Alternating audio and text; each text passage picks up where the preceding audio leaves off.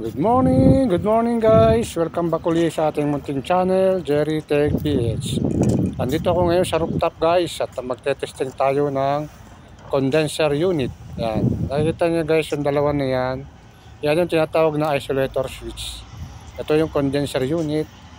Lahat yan ay tetestingin natin. Yan guys.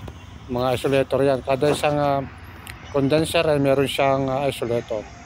So bali guys, ito ay single phase lang po ang connection niyan guys. So yan ay dalawang tornilyo lang yan. Madali lang buksan kasi dalawa lang ang kanyang tornilyo.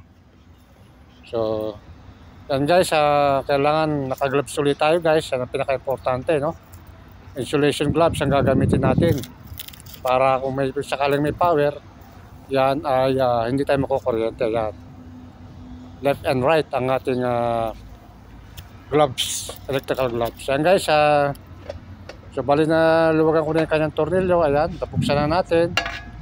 So ayan, makikita nyo guys yung dalawang linya, no? Isang brown at isang blue. Line 1 yung brown, neutral naman yung kanyang blue, at meron niyang earthing, no? Diretso na doon sa kanyang unit, sa condenser. So ito naman guys yung kanyang earthing, no? Yeah, so ito yung isolator breaker. So yan guys, saka-prepare na tayo guys. Na-prepare ko na yung ating plug, yung ating tester. So tingnan muna natin yung kanyang voltahe, kung ilan ang pumapasok na kuryente. Lagyan natin sa line neutral guys. Testing natin. So napakadali lang ito guys, mag-testing ng line voltage. So ngayon guys ay sira kasi yung ating isang alligator clip. So ginamit ko muna yung blue na alligator.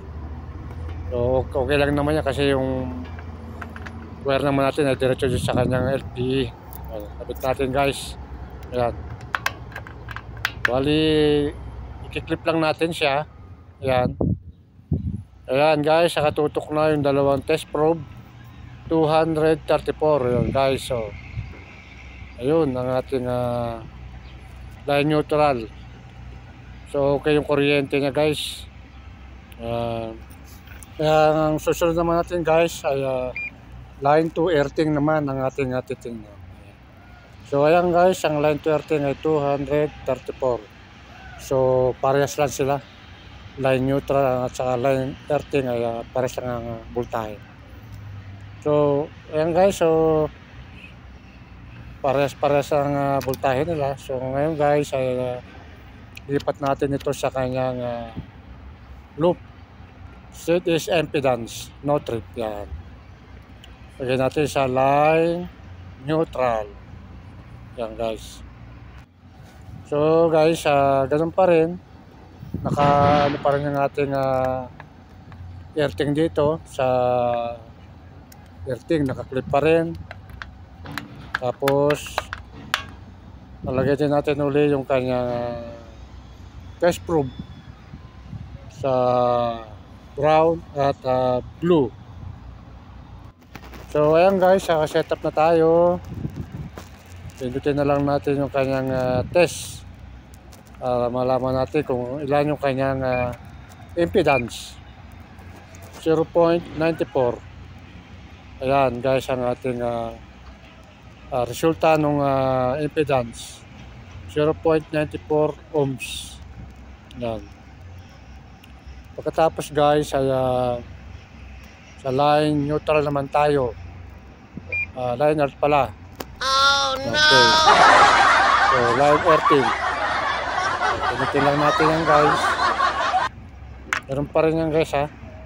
So bali ito guys yung kanyang banding. So pag ito ay hindi nakabanding sa kanyang panel, ang setting natin na line to earth, ibig sabihin guys ay hindi nakakonect. So pag tinesting natin ito guys at may lumabas na ohms, ibig sabihin guys yung kanyang earthing ay nakarating doon sa panel niya, no? So okay yon. Kailangan may reading siya guys. Ayan yung kanyang LPE. testing natin. Okay guys, pindutin natin. So medyo matagal-tagal lang ito ng konti. Okay, tayo lang tayo. Yan. Saka lang kasi guys, napaka-important ng may earthing. Ayan guys, 0.33 yung kanyang earthing. So mababa siya kaysa doon sa line neutral, no? So ganun pa man guys, ay ibig sabihin na okay pa rin ito dahil nakabanding siya doon sa kanyang panel guys, yung kanyang earthing. So okay pa rin yan guys, ang ating ohms. So ganun lang guys, medyo mahangin dito sa taas at nakapag-testing pa rin tayo. So isa lang ang tinesting ko guys, halos pare-pares naman yan guys, ha.